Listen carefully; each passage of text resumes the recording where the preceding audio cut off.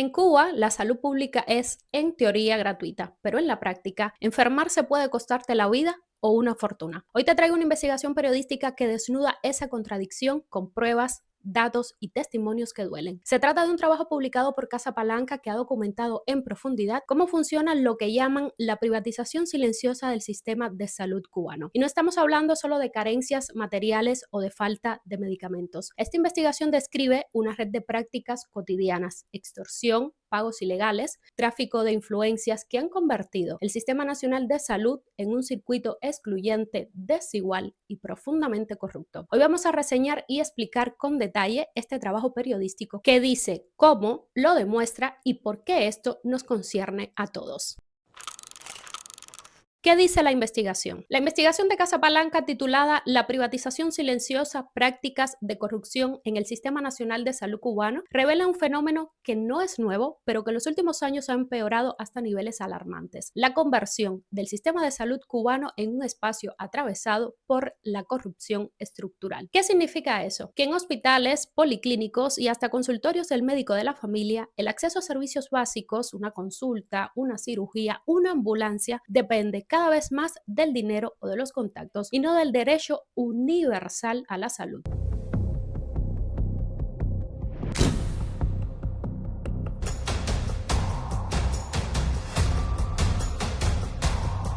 La gratuidad sigue existiendo como discurso oficial, pero no como realidad cotidiana.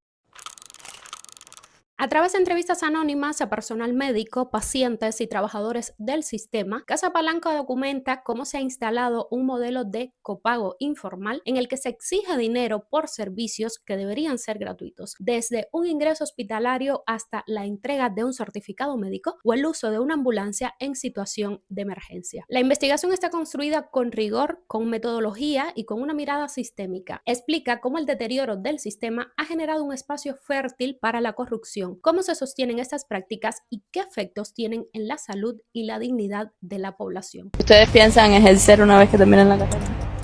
No. Aquí no. ¿Dónde quieres ejercer? En el Yuma. A ver, díganlo abiertamente. Si llega algo primero, uno aprovecha, ¿entiendes? O sea, ahora me pongo a vender churros ahí y cobro más que un especialista. Lo más grave no es que haya médicos que aceptan pagos por fuera. Lo más grave es que todo el sistema, desde los recursos hasta las jerarquías, ha normalizado ese modelo. La salud se ha convertido en un privilegio para quien pueda pagar y no en un derecho para quien lo necesita. ¿Cómo funciona la privatización silenciosa? Esta privatización silenciosa no es un decreto ni una ley, no se aprobó en la Asamblea Nacional ni se anunció, por supuesto, por el noticiero. Es un fenómeno que ha ido tomando cuerpo a espaldas del discurso oficial, a medida que el sistema sanitario se ha hundido en la precariedad. ¿Cómo ocurre esto? La investigación lo explica con claridad. Hay dos sistemas de salud en Cuba: uno visible, gratuito, deteriorado y casi simbólico, y otro paralelo, oculto, donde el acceso depende del pago informal, del trueque o del enchufe. Para operarte muchas veces tienes que pagar. Si no hay insumos, el paciente tiene que traerlos. ¿Quieres una ambulancia que llegue rápido? Tracatá. Paga. Un certificado médico depende del regalo. Una consulta más atenta depende de quién seas. Y si no puedes pagar, te quedas esperando. Al médico a buscarle una ayuda o una salvación, y más bien lo que busca es una muerte, porque no tienen experiencia ninguna de lo que están ahí. Yo fui con mi abuela al hospital porque estaba enferma y no había hilo para coser los puntos. Con condiciones extremas, porque los hospitales tienen condiciones extremas, y por eso hoy el futuro de la medicina en mi país muy mal. Cuando antes éramos una potencia, ahora llegamos a ser, posiblemente no somos nada en la medicina mundial. Esto no es solo un problema ético, es un mecanismo que produce exclusión y desigualdad y que golpea con más fuerza a quienes no tienen familia en el extranjero, ni acceso a remesas, ni redes de contacto dentro del sistema. La gratuidad se ha vuelto una ficción para quienes más la necesitan. Y aunque esto parezca reciente, lo cierto es que la crisis sanitaria en Cuba no empezó con el COVID ni con el embargo, como repite el gobierno. Viene de mucho antes, pero se ha intensificado con el colapso económico, el éxodo médico, la falta de insumos y la falta de voluntad política para reformar un sistema que ya no funciona, pero que se sigue presentando como ejemplo mundial. Una sonda para suero colgando así en el patio. Otra tirada entre la basura del baño en cuarto para pacientes. Son solo dos fotos del deterioro.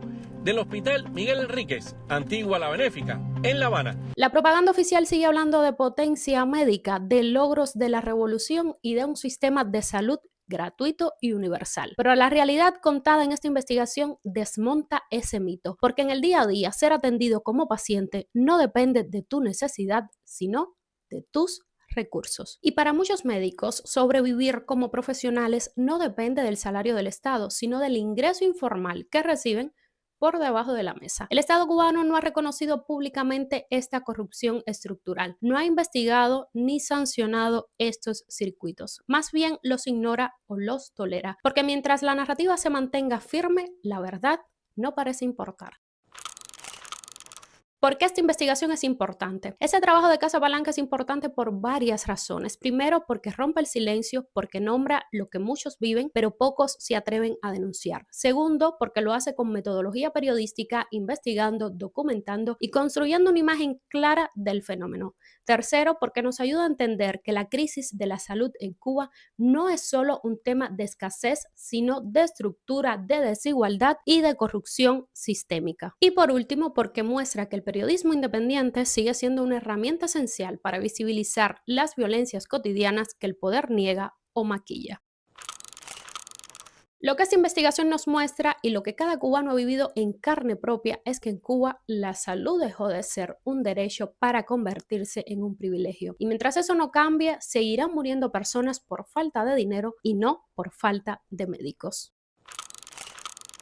Si te gusta este tipo de contenido, suscríbete, comparte este video y déjanos en los comentarios tu experiencia o tu opinión. Recuerda que aquí te explicamos las noticias como una amiga bien informada. Nos vemos en el próximo reporte.